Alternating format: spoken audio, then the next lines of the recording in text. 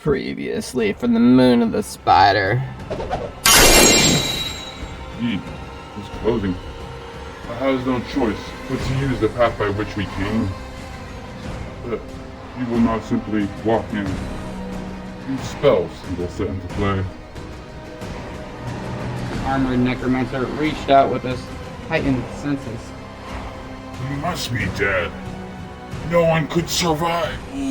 Celine, wake up! Leave her be, you tavern rat. She's ours. Pulled the black garment free, then tossed it over his shoulders. As if alive, the cloak dressed itself over him, even as the dagger returned to his hand. Not just Celine's, but their own lives were still very much in danger. Take her from here, quick! I can't wake her!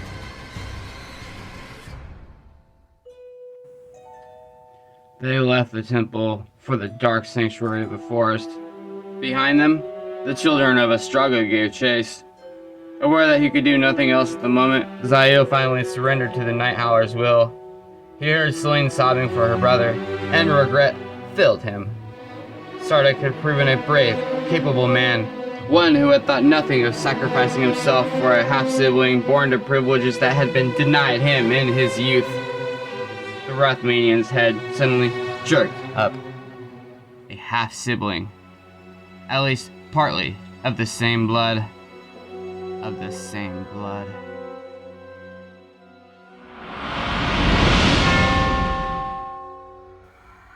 Aldrich Jitten let out a string of colorful epithets that impressed even the well-traveled Caribitis. The gray-haired necromancer let the noble unburden himself before finally interrupting. Calm yourself, my lord. The situation is not so dire as you think. The mismatched eyes burned. Not dire? That Zail's got more lives than a proverbial cat. How can you be so calm? He's made you the fool more than once. Learning is never foolish. From Zail I have learned much, and for that I honor him. He is more resourceful than even his reputation indicated. Resourceful? Aldrich Jitten let out a harsh bark. Always with the understatements. That was a night howler, my friend. A night howler. Where in the blazes did he get one of those animals? Caribitis nodded. As I said, resourceful. Even innovative. Although not enough. The Rothmanian permitted himself a brief frown. As to the night howler, if I may say so, you had a perfect opportunity to remove the creature as an impediment. What happened? It was that damn light. Did you see it? I swear it was bright as the sun. A bright light? Pursing his lips, the necromancer commented. Surely another trick of Zail's. Or even the woman's. She has in her a vast reservoir of untapped power. It'd be interesting to study her. It would be more interesting to have her here for the sacrifice. The point of the convergence has passed us by. The noble almost looked ready to use the moon of the spider on Caribitis.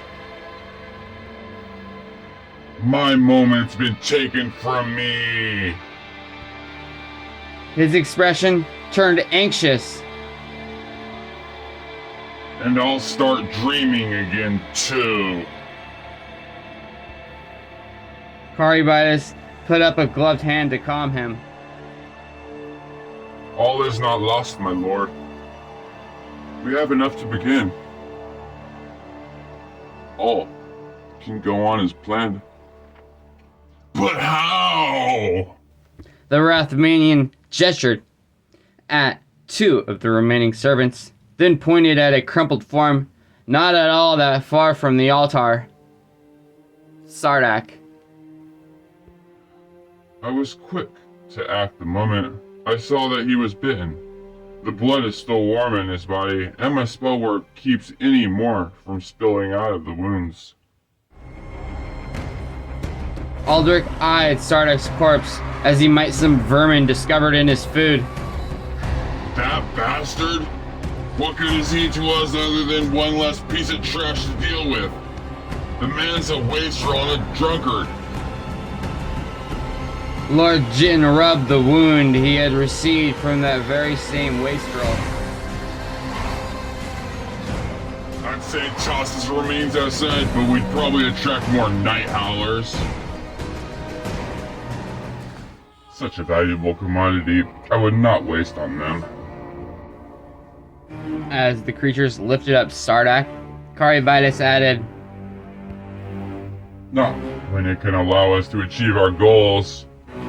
He is our half-brother. The blood she carries, he also does impart.